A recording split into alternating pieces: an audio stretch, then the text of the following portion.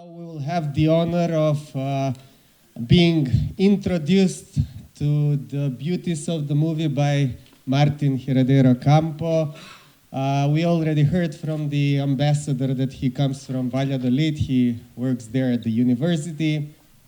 He's a good friend of the festival. He has already been here 2 years ago as part of a conference, the second film and philosophy conference that we had. And now we will hear his discourse on the movie, and afterwards we will have a short Q&A session, so everybody who wants, we will be honored if you stay here. The floor is yours.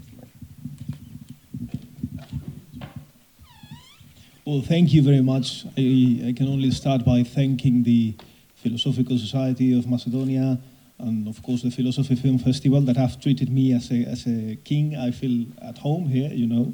So I'm very glad for being here. I hope you enjoyed this film. It is a very special film for me because of what the Spanish ambassador said. The writer of the novel in which this film is based on is from my own city, from Valladolid. And so I feel especially attached to this film.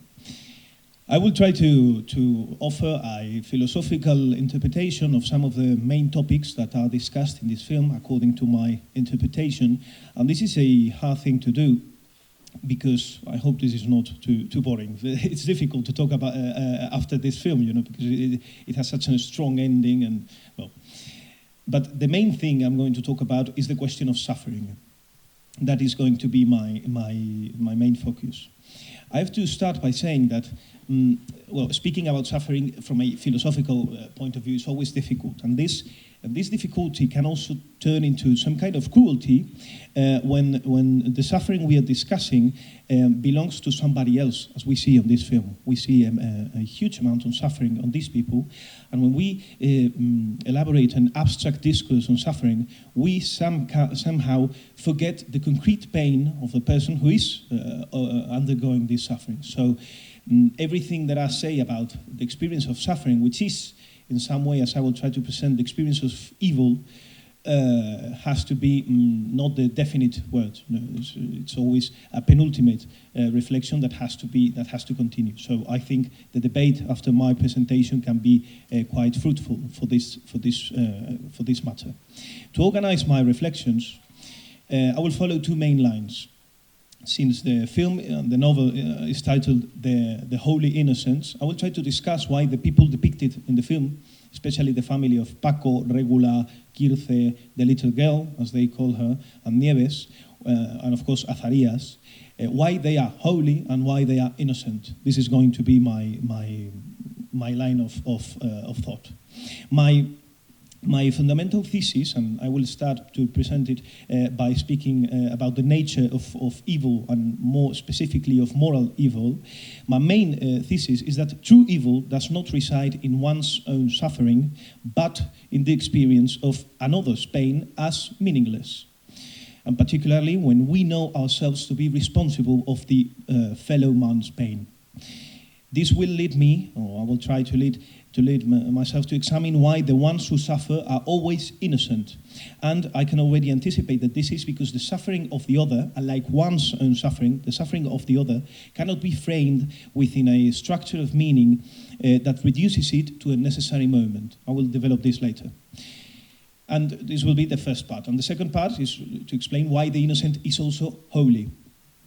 I will try to move here from this ethics at the beginning to metaphysics, seeking to show that the suffering of the innocent entails an unconditional responsibility toward the others that in its absoluteness confronts us with the metaphysical and religious core, I will explain this later, of the human being and posits hope as an ontological imperative.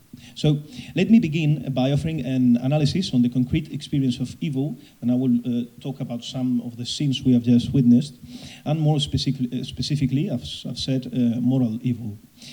The idea of focusing on concrete existence, of an existential analysis of evil, arises from the difficulty, which is widely known in philosophy to ontologically determine the nature of evil. Classical philosophy, especially in the case of St. Augustine, has always highlighted that evil is a lack of good, is a purely negative thing, so it is a lack of being. It is just a negative reality, so not a reality at all. It's a lack of reality. But when we think about the human existence, evil is, we don't experience it as a lack of reality, but rather like something that overflows our existence, like a completely present thing that just destroys every chance of finding meaning in our existence. So this is my path of analysis. So in order to discuss this, I will begin examining the relationship between evil and suffering. I must do a little warning that this might be interesting for the later discussion. I will not differentiate clearly between pain and suffering. I know that many philosophers do, and many anthropologists do, and psychologists do, but I will not differentiate between pain and suffering. So when I say these words, they mean exactly the same. We'll see what they mean. Because I think that this traditional distinction between pain and suffering usually refers to pain as a bodily experience and suffering as the spiritual or psychological response to that bodily experience. But I think that when one experiences a bodily pain imbued with some kind of meaning, this does not clearly entail a suffering response from this subject. So I think that this also transforms the experience of the bodily pain. And I think that this suggests that pain and suffering are not clearly distinguishable when we think about the human being as a whole, not as a body with a spirit or as a ghost in a shell, but as a whole, a spiritual body or an embodied spirit, or however we want to say. This, I think, can be quite polemic in the philosophical discussion, so I'd love to treat this later. Well, the thing now that I'll try to do is to establish this relationship between evil and suffering. All suffering entails, in some way, a wound inflicted upon our lived experience of meaning. The greatest suffering would thus be the absolute lack of meaning, the absolute absence of meaning in our existence. And this, I think, closely approaches the experience of evil. Yet, here I must establish a fundamental distinction between our own pain, or my own pain, and the pain of the other. When I suffer, I effectively experience a diminishment of meaning, but I can also make various attempts or various efforts to imbue my own suffering with meaning. Because deep down, I, as an individual who suffers, we all know that I am not completely innocent, and even my greatest pain could find an explanation given by myself that, while not soothing such pain, at least can help me understand and endure this pain. But the situation is quite other when it comes to the suffering of the fellow human. It is not possible to integrate another's pain into a conceptual or symbolic framework, as I've said, for the sake of explanation. Because when we do so, we are committing a terrible violence against the other, because we are eliminating that other's individual experience of pain, and we are dissolving it into an abstraction that rationalizes it. There is no greater cruelty than this, I believe, erasing the suffering of the other by assigning it an external explanation. I think the book of Job in the Bible, it gives us a clear image of this idea, because when Job suffers tremendous amount of meaningless pain from his perspective, his friends rush to give him causal explanations for that pain. So Job loses his family, as we know, he gets sick, he loses all his money, he loses everything, and his friends go and say, well, maybe that's because you've done something wrong. Well, of course, this saint constantly rebels against these explanations, and we can understand why. Because for the one who suffers, there is no rational explanation that can suffice his pain. And, well, in the case of Job, he can only cry and assess God directly, not these kind of rational explanations. Well, I think that this is one of the teachings of this book, that because we are witness, as we've just been, of the pain of the other without any possible explanation. So we must therefore acknowledge that the other, when they suffer, they confront us with an experience of meaninglessness more radical than that of our own suffering. This is because assigning meaning to the pain of another is from the outset, as I've said, I believe, radically forbidden. I am incapable of understanding that suffering, and most importantly, I cannot endure it. I cannot endure that suffering on the behalf of the person who is suffering. So perhaps there is no greater pain than this, which is to witness the innocent neighbor in pain, threatened by despair, and not be able to bear the burden ourselves. Seen this way, my greatest suffering should always be considered the suffering of the other.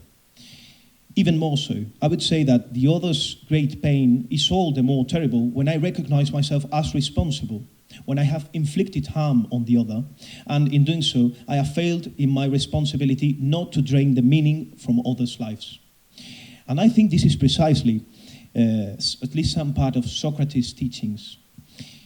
True evil is never the suffering I endure, but the harm I inflict upon others. This is a very common thing in Socrates' reflections, and I think this is a great way of explaining that suffering and evil are not the same, but the innocent suffering, that is quite close to a radical experience of evil.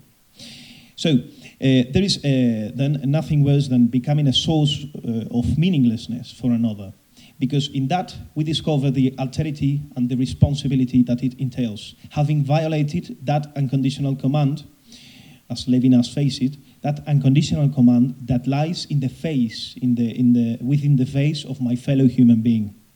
And I believe there is a scene in the film we just watched that condenses that absence of meaning that is in the lives of those who with complete impunity, as we've said, with complete impunity, eradicate meaning from others' lives by causing them pain. I refer to the master's meal after the communion. We have the servant's meal and the master's meal. While the servants are singing, drinking, dancing, the masters are eating in complete silence, in dead silence. And I think that is a good way of portraying that even though it is quite clear who is suffering more in this, unjustly in this film, it is also quite clear which lives are more miserable. They are completely miserable, devoid of any hint of humanity. They are happy, humiliating the weak servants. But when they have to live their own lives, there is no meaning in it. There is no meaning in them. So I think that is quite a good sign to show that a life which is devoted to causing harm to others is a meaningless life, and a life completely devoid of joy, and a life that inhabits some kind of private hell. They are living in hell because they made it that way. Because when we harm another, as I said in this Socratic path of reflection, in reality we are harming ourselves. This is quite commonly presented by Plato in Socrates' Apology, in the Gorgias, and in many other dialogues.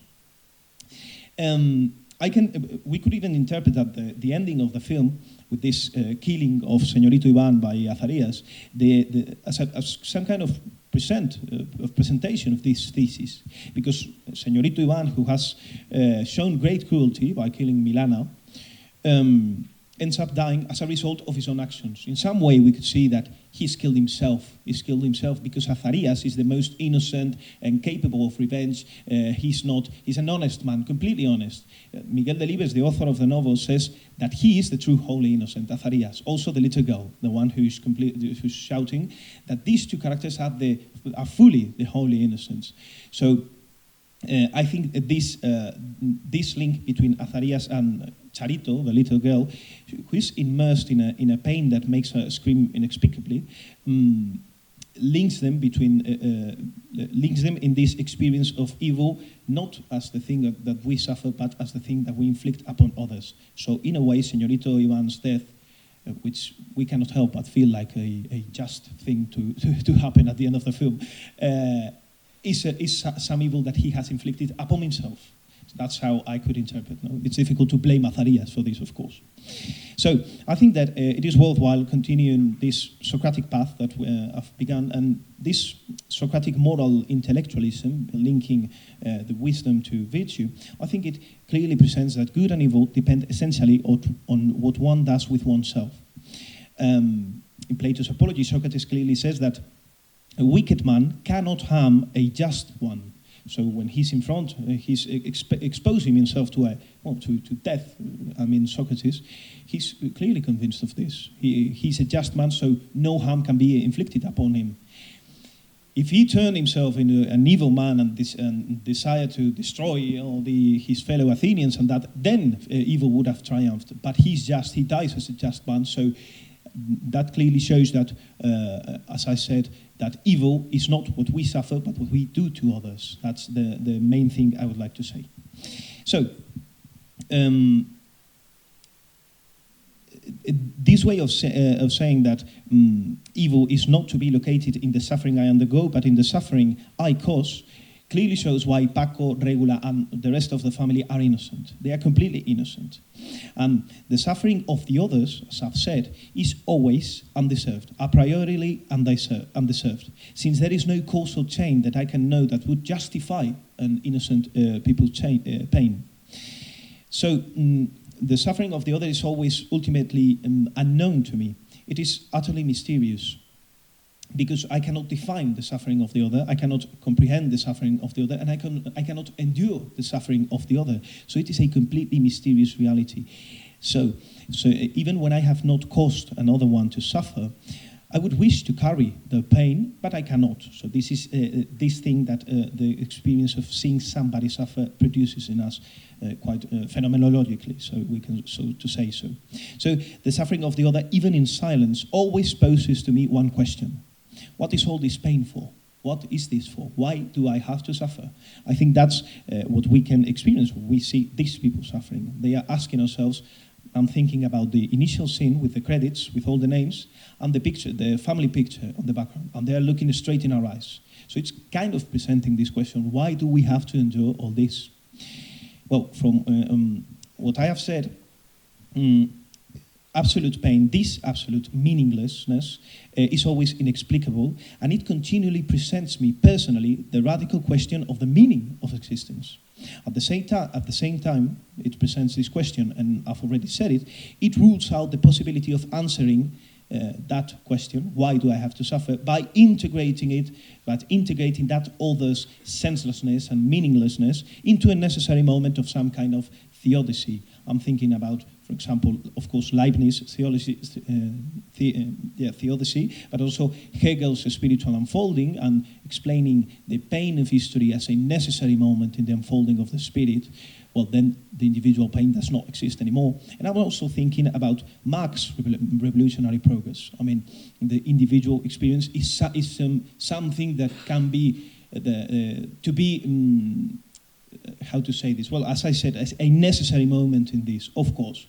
But I think that in doing so, we avoid the look of the other that just stares in our eyes and says, well, yeah, we can give all these rational explanations about the suffering of the innocent, but what do I have to suffer for? I think this is as I said, the unconditional responsibility that the face of the other poses upon us. So the other, in their pain, is always innocent, and is asking me, why do I suffer? And in that question, as I said, I encounter a limit of what is thinkable. On the one hand, as I am trying to bring forward, I recognize my absolute responsibility to respond to the rending of that one who is suffering.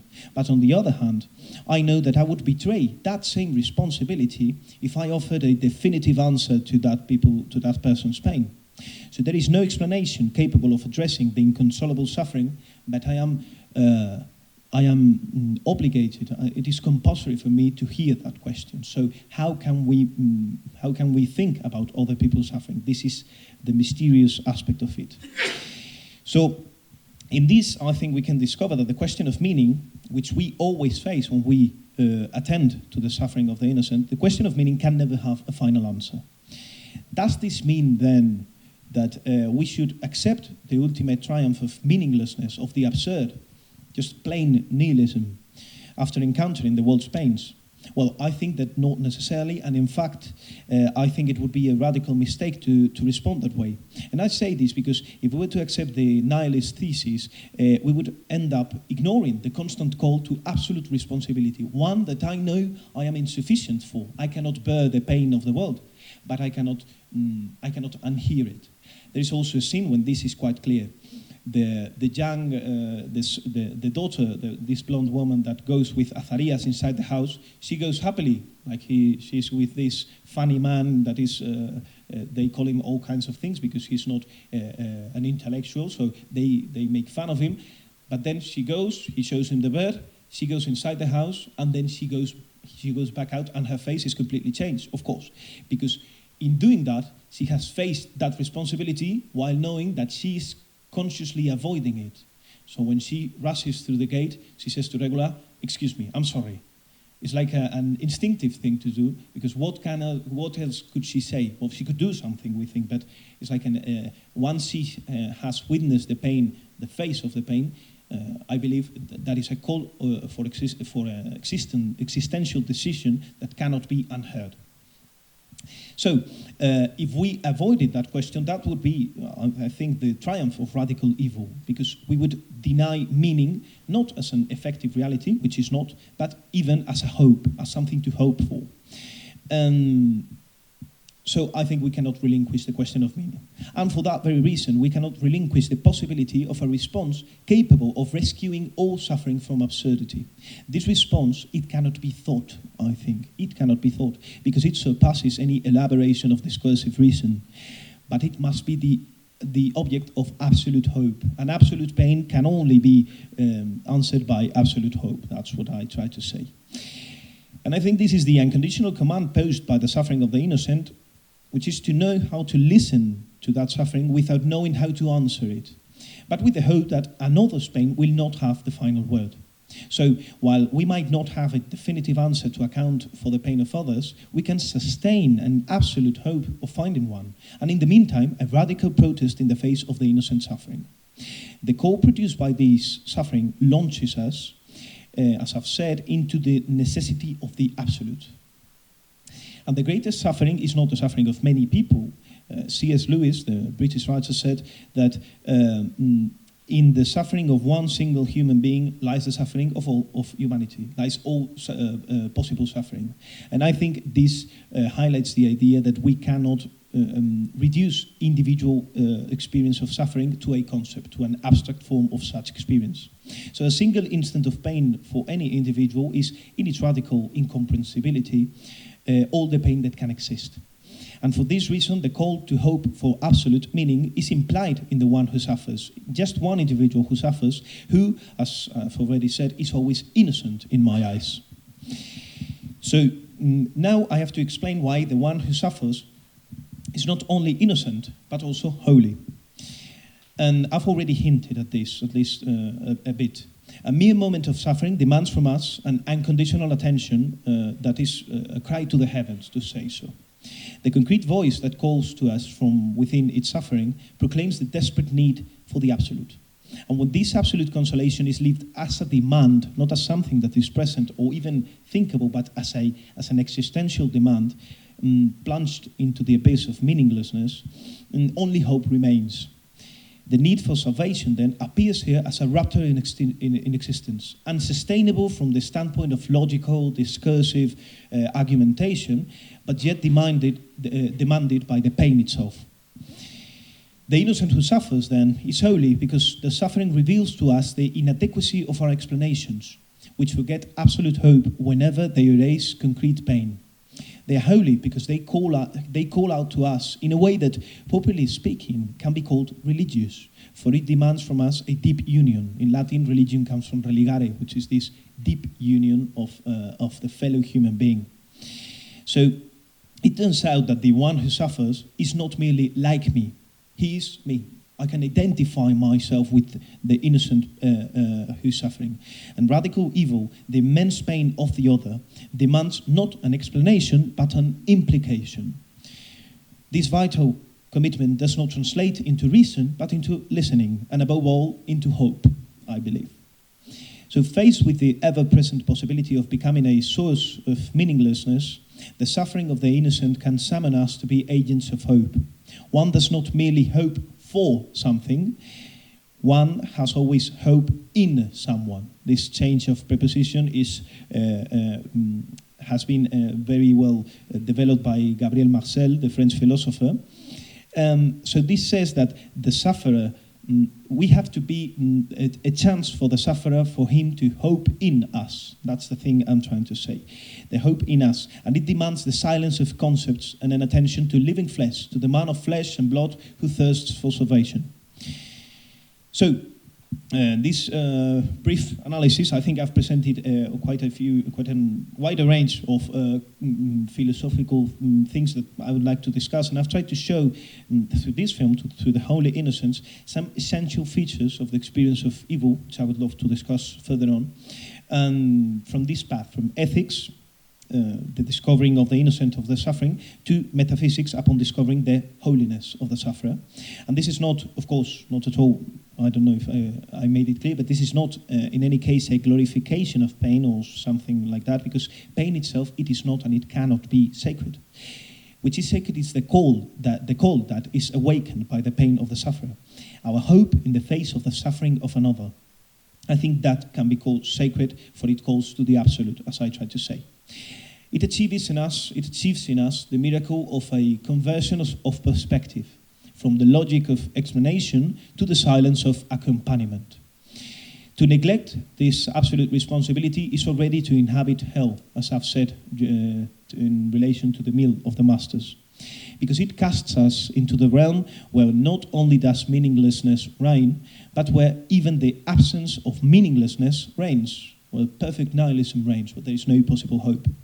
So between this extreme and the desired meaning moves hope, with which we can discover that evil must not have the final word.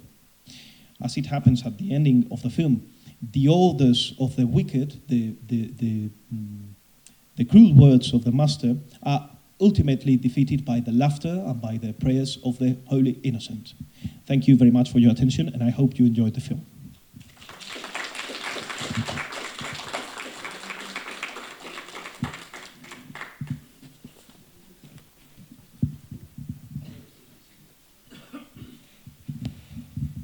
Thank you, Martin. Hope everybody enjoyed as much as me. I made many notes, and they're not pretty, so I don't know where to start off, because there were so many questions that you opened up. After all, he was discussing some of the most important perennial questions in philosophy, evil, knowledge, etc.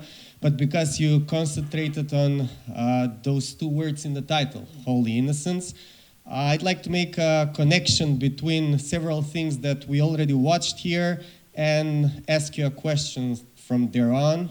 That's number one on this list. We opened this festival 6 days ago with the Gospel according to Saint Matthew.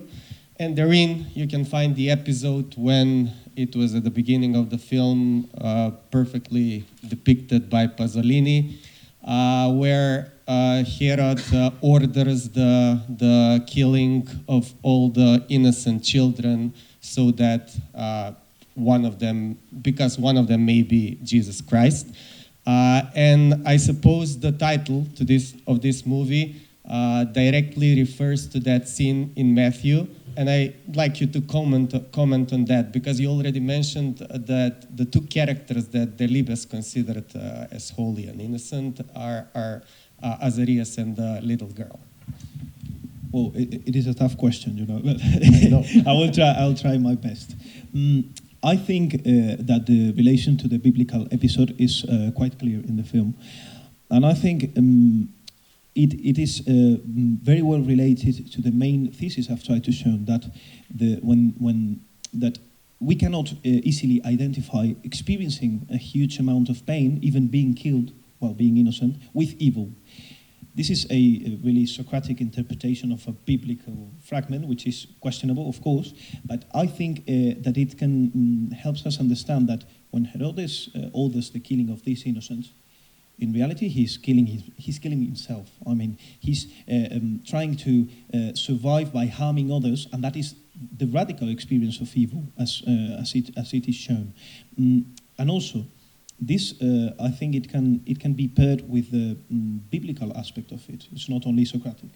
For example, when Christ is going to be caught by the Romans, and Peter reaches for his sword, for his sword, Christ says, "Take it, leave it," and he lets himself be, because in reality he knows that the Romans are damaging themselves. He's not suffering. He's not suffering evil. He's suffering pain and all this, but he's not experiencing evil. So I think that the most innocent characters in the film are the one that looks more like kids, which is Azarias, who is completely innocent and has this special connection to nature, and the kid who is completely silent. But yet we can see how she's asking that question. Why do I have to suffer this thing? I think that could be an interpretation. And don't you think there is a kind of reversal now to make that connection with Socrates? Kind of reversal now because Azarias and little girl are more connected with nature and more connected with their primitive human nature, wherein knowledge becomes pretty much what impugns one in their evil doings. Like in Socrates, pretty much one cannot act in an evil manner if he knows. Knowledge pretty much denies evil. But here it is as if, like in that scene where Senor Ivan, when he explains that he admits hierarchy and everybody seems to deny the newer generations, but in a way he tries to find that causal explanation that you mentioned, and by doing that he is becoming less innocent and he impugns himself in evil doings. And on the other hand, like the lower, not only in the strata, in the political, social strata that these people are, the more connected they are to nature, to their childlessness, they are more pure because they are more innocent, because they lack the knowledge to do harm. So don't you think that in a way, like there is a reversal in that Socrates philosophy, wherein the lack of knowledge here makes them more innocent rather than absolute knowledge, which would be in Socrates the absence of evil? Well, I agree with that lecture, but I wouldn't say that they lack knowledge. They are, of course, they are not literate, they are not educated, but I think that if we could bring Socrates here to the Cinematheque and watch this film, I think he would say that they are the wisest characters. Of course, they are not the most knowledgeable ones. They don't know history, they don't know these things, but they are wise because they behave as a wise man should behave, which is being just. So it is, according to this, because it is not an arbitrary that I started with ethics, because I think this can lead to a higher form of knowledge. The greatest form of knowledge in Plato's philosophy is the idea of good. So one who knows the idea of good does not can already forget all the steps he had to take to reach that idea. Yeah, now because in a way, and you mentioned the same word, everybody probably here in the audience felt that it was just what happened in the end when Azarias tied the knot around Ivan's head. And now you mentioned also that ethical problem, but where do you think, because I have always been fascinated by that story that Heinrich von Kleist's Michael Kohlhaas, the little man, brought to the edge of his endurance, and then at a certain point something happens, and something very small, something that is not that big, and to an outside observer may not even look like some suffering of that sort that he has already experienced, is what causes him to snap and to do something that by any objective explanation should have already happened. So how, because it is a very difficult question, but how do you see that? Like, for example, in Marquez, Nobody Writes to the Colonel, there is a single rooster wherein all of his dignity lies buried, and in Kohlhaas, a single horse, and here a single bird, but there is something like very small thing that causes them to snap and finally bring about the justice that everybody seems to have felt by that point that should have occurred. But where does that happen? Because at a certain point you risk becoming the very person that has already tortured you. So how does Azarias remain innocent even after killing Ivan?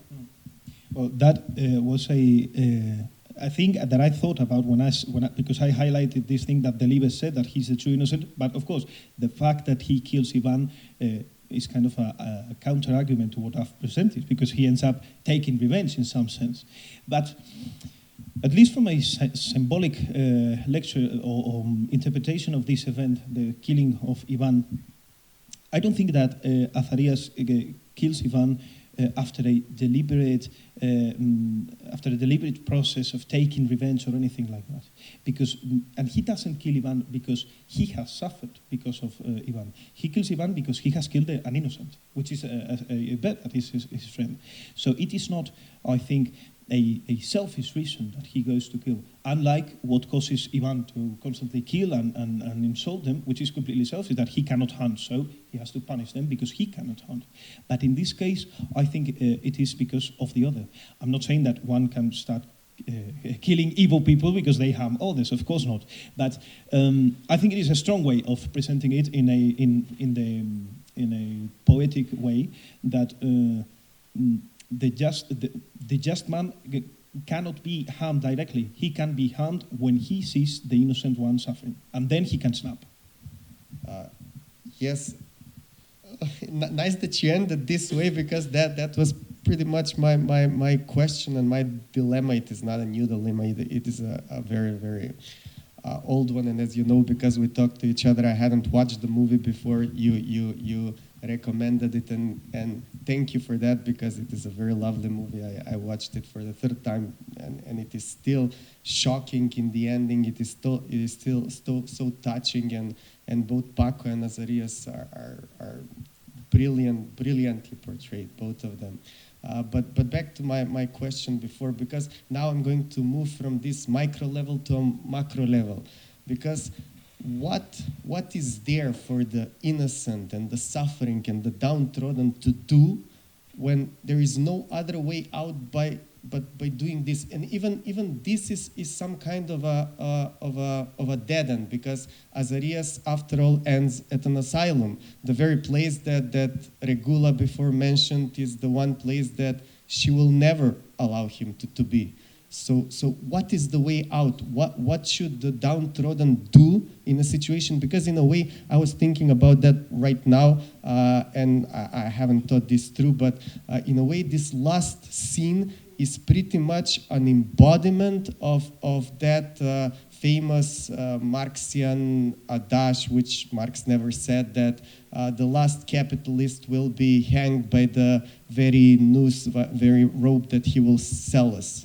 So what is there for the downtrodden to do? Because it is obviously a transgression. You're doing something evil to counter evil. And as you said, you cannot advocate for doing this, but still it feels just.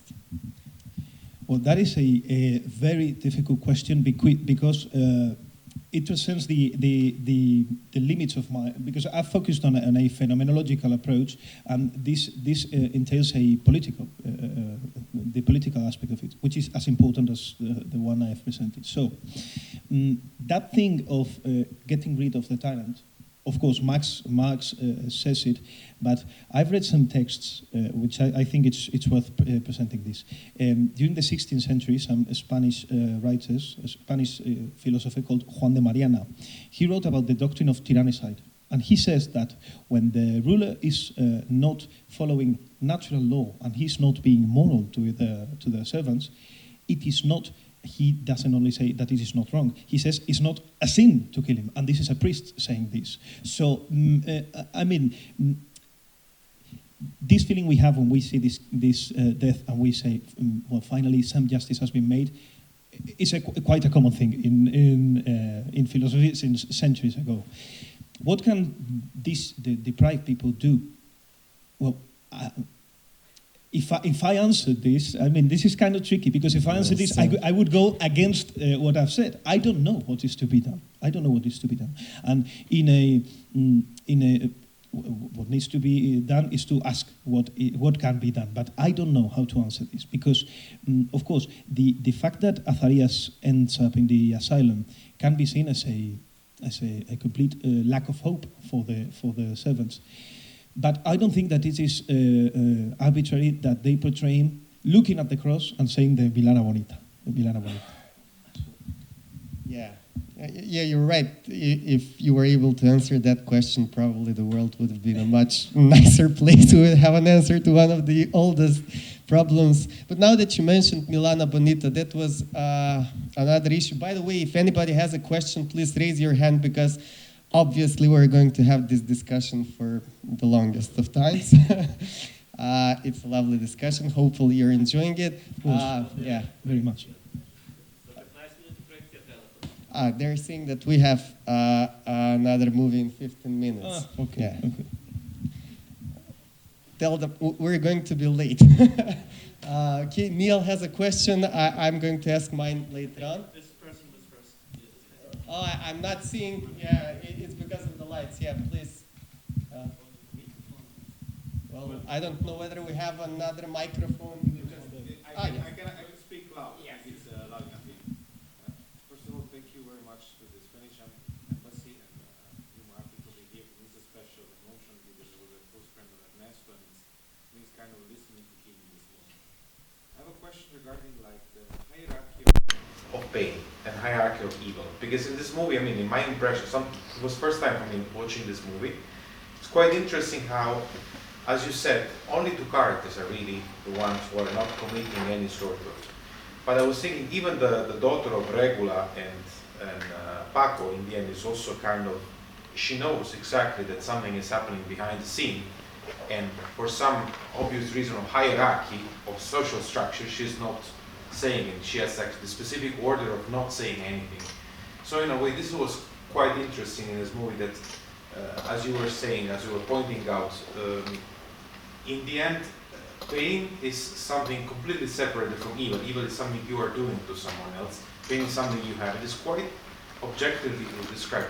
But do you also see a kind of hierarchy of pain? Because the evil is kind of evident. I mean, we see Ivan is not even noticing that his own secretary, the person he's actually so grateful to, is having suffered. I mean, this was one of the most shocking scenes. He brought him to the field, even if it's like completely like with a broken leg.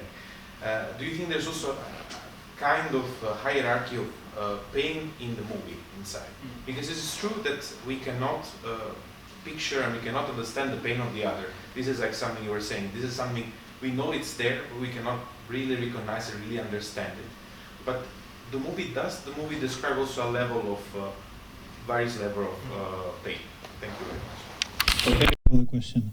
And it is also quite emotional for me to be speaking because we hadn't met in person. I've read the book you wrote with Ernesto, but now it's a good chance in this context.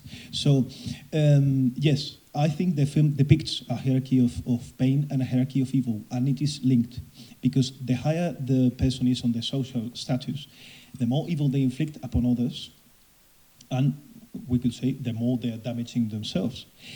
But there are some intermediate people in the film which are very interesting. I'm thinking about Don Pedro, the man with the mustache, the boss of the servants, because he's not as high socially as the señorito, but not as low as the servants.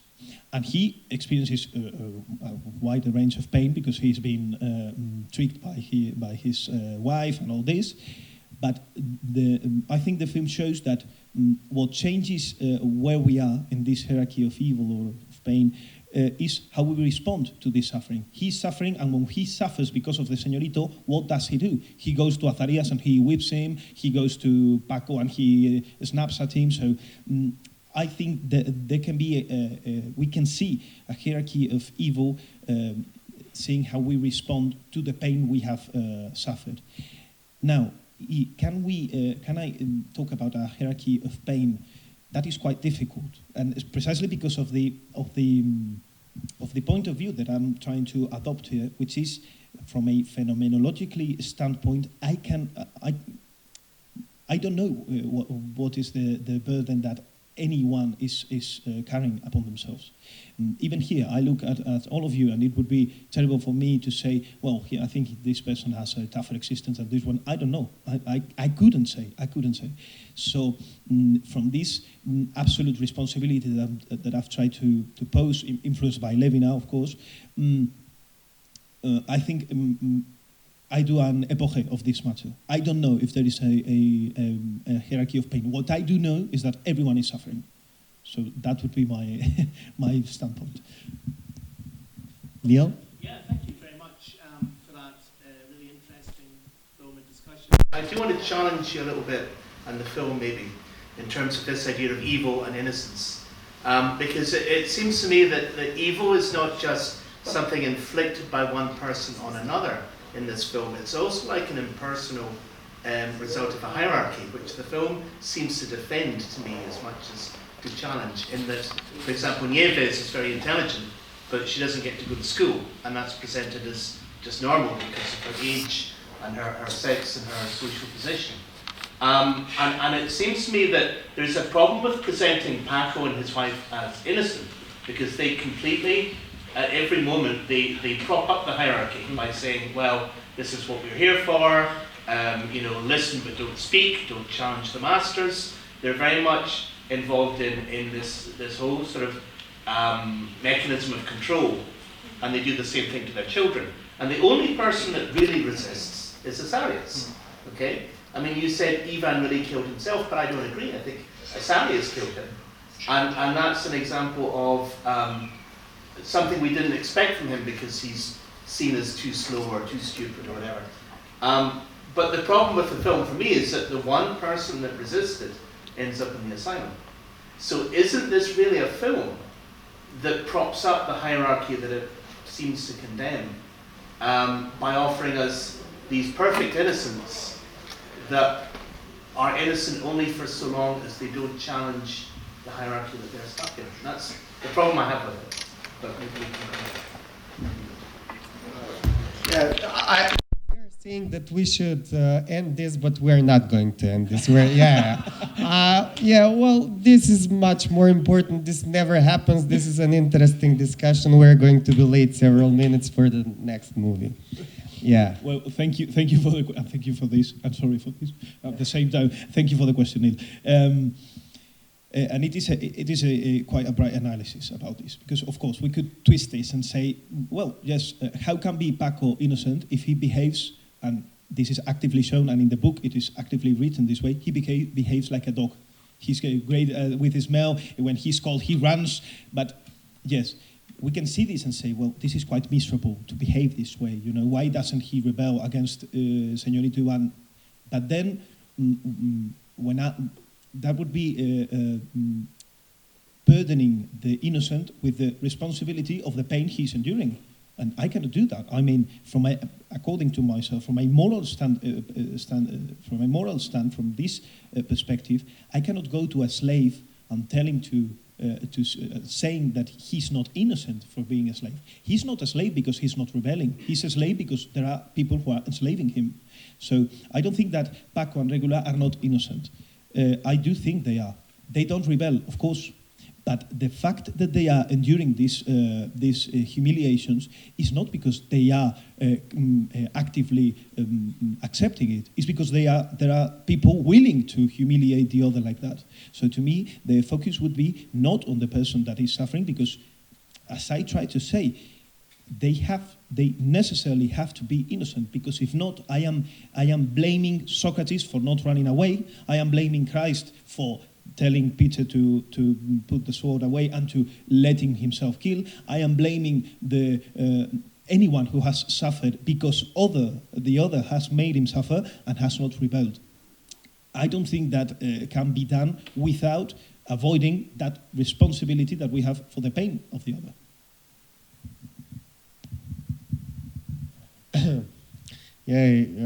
My questions were somewhat along those lines. That's why I moved the discussion from that phenomenological level to a political level a bit. because it's obvious that both sides hold, because as you said, that scene like in Matthew and all of the Gospels where Jesus actually says, who I can call upon hosts and legions of angels now. Why am I not doing this? Because there is another story to be told. But that's the problem. We don't know how that story like unravels, and that's the how does this hierarchy ends? What should happen so that it topples? Because obviously, in a given system where there are rules of the game and you're just playing the game, any transgression can be punished. But if someone profits from the rules of the game, then transgressing against those rules, for them it's very different than for the ones below them. But anyway, because now I guess okay, we have one more question.